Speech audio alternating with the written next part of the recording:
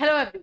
आज इस वीडियो में हम लोग आगरा यूनिवर्सिटी और अवध यूनिवर्सिटी के बारे में बात करने वाले हैं कि आगरा यूनिवर्सिटी में जो है आप लोग का BEd first year second year का एग्जामिनेशन कब होगा, उसका पैटर्न क्या रहेगा। यही सबसे ज्यादा कंफ्यूजन वाला विषय है कि उसका पैटर्न डिस्क्रिप्टिव होगा या एमसीक्यू होगा, उस पर बात करेंगे। अवध यूनिवर्सिटी का एग्जामिनेशन कब होगा, उसका पैटर्न क्या रहेगा, और साथ ही साथ में प्रिपरेशन कैसे कर सकते हो, तैयारी कैसे कर सकते हो, ये सारी चीजें आपको बताई जाएगी।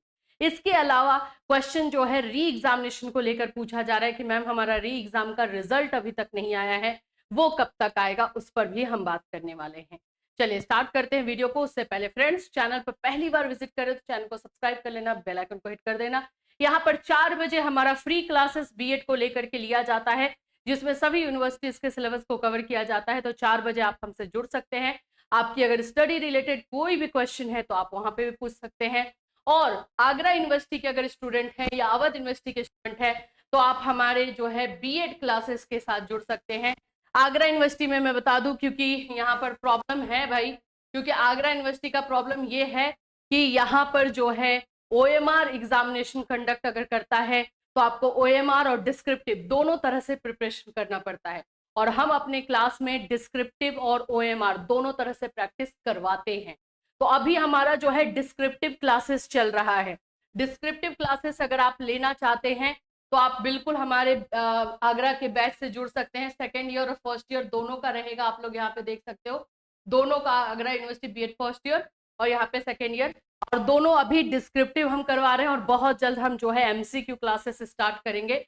तो जो भी हमारे डिस्क्रिप्टिव वाले बच्चे रहते हैं उनको हम ऑटोमेटिक जो है हमारे एमसीक्यू वाले बैच में ट्रांसफर कर देते हैं, क्योंकि वो डिस्क्रिप्टिव अब तक हमने उनको पढ़ा करके लाया है तो हमें उन पे कॉन्फिडेंस ज्यादा है। उसके बाद एमसीक्यू हम प्रैक्टिस करवाएंगे तो वो बच्चे डेफिनेटली मार्क्स अच्छा लेकर आएंगे। और अगर आप डायरेक्ट हमारे एमसीक्यू बैच से जुड़ना चाहते हो तो जब हमारा एमसीक्यू बैच आएगा तो आपको सिर्फ एमसीक्यू मिलेगा।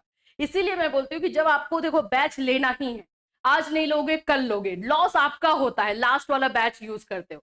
अभी वाला बैच अगर लोगे तो इसमें दोनों बैचेस आपको मिल जाते हैं। तो इस बात का थोड़ा सा लॉजिक खुद भी लगा लेना चाहिए।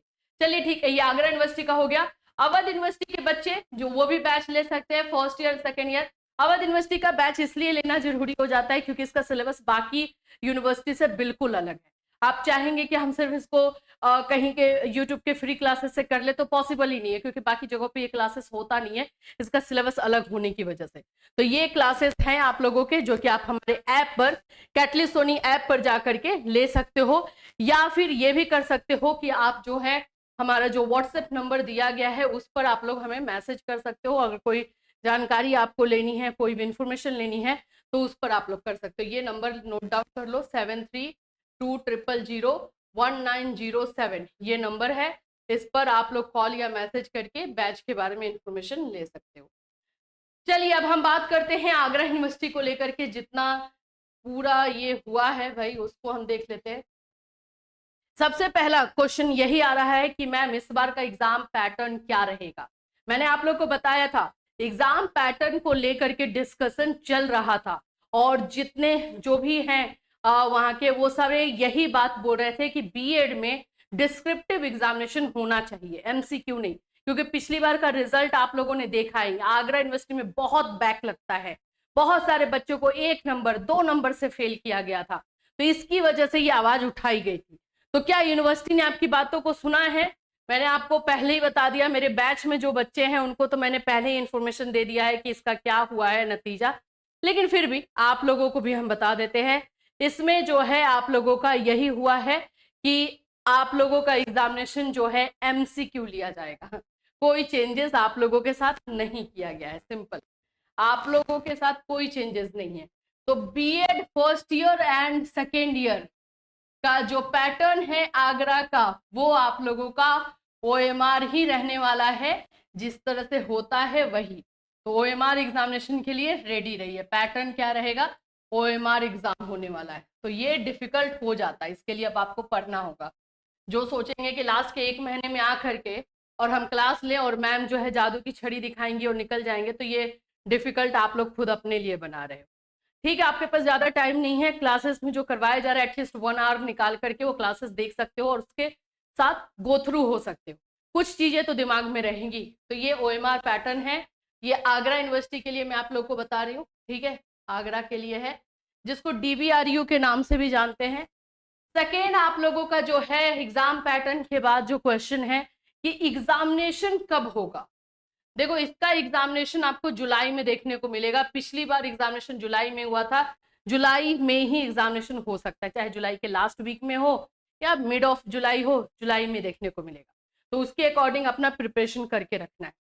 बच्चे ये क्वेश्चन कर रहे हैं कि मैम हमारा री एग्जामिनेशन हुआ है, उसका रिजल्ट कब देखने को मिलेगा। देखो री एग्जाम का अगर मैं सच्ची बताऊं ना, रिजल्ट आप लोग का फरवरी का लास्ट था क्या, अभी 25 फरवरी आज है, लास्ट तक था, लेकिन अभी तक तो कुछ ऐसा सुगबुगाहट देखने को नहीं मिल रहा है। तो अब ये मान सकते हैं कि 10 मार्च के पहले आप लोगों का रिजल्ट देखने को मिल सकता है। इसके पीछे रीजन है क्योंकि फॉर्म फिलअप और ये सारी चीजें करवाएंगे ये लोग, तो रिजल्ट पहले देंगे तभी तो बच्चा करेगा ना। तो इसीलिए ये चांसेस है कि 10 मार्च के पहले री एग्जामिनेशन आप लोगों का जो है री एग्जामिनेशन का रिजल्ट देखने को मिल सकता है। तो ये सारी चीजें जो है आगरा यूनिवर्सिटी को लेकर के है। प्रिपरेशन कैसे करना है मैंने बताया है, पहले डिस्क्रिप्टिव पढ़ना है, फिर आप लोग को MCQ का प्रैक्टिस करना है। कुछ बच्चे अगर ये सोचते हैं कि हम सिर्फ डायरेक्टली MCQ करके निकल लेंगे, तो देख लो रिजल्ट आपके सामने है, पिछले साल कितने ही बच्चों का बैक लगा है ये आप भी जानते हो। तो इन सब चीजों से सावधान रहना। चलिए हम आ जाते हैं RMLU,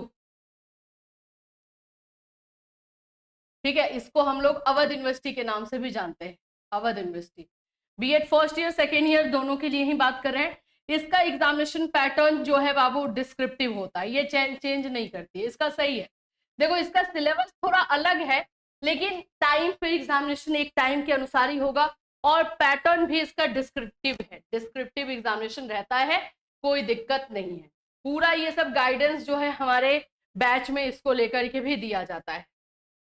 एग्जाम कब तक होगा, तो एग्जाम इसका भी जुलाई से अगस्त के बीच में देखने को मिलेगा। ज्यादा चांसेस इसका अगस्त जाता है, लेकिन कभी कभी हो सकता है कि ये जुलाई में ले ले, तो रिस्क मैं नहीं स्टूडेंट को देना चाहती हूँ, इसलिए मैं बोलूंगी कि भाई जुलाई के पहले अपना प्रिपरेशन करके रेडी रहो, और बाकी फिर आप लोगों का जो है अगस्त में भी जाता है तो कोई दिक्कत नहीं रहेगा। तो ये अवध यूनिवर्सिटी को लेकर के, अवध यूनिवर्सिटी में कोई पंगा नहीं। कुछ बच्चे पूछते हैं कि मैम प्रैक्टिकल पहले होता है या बाद में, तो इसमें प्रैक्टिकल आपको बाद में ही देखने को मिलता है।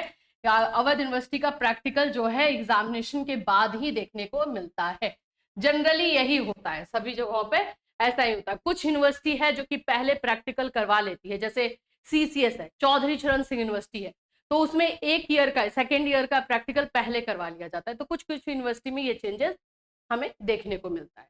तो ये सारा डिटेल जो है अवध यूनिवर्सिटी और आगरा यूनिवर्सिटी के बच्चों के लिए हमने स्पेशली लेकर आया है। आई होप कि सारे कंफ्यूजन दूर हो गए होंगे।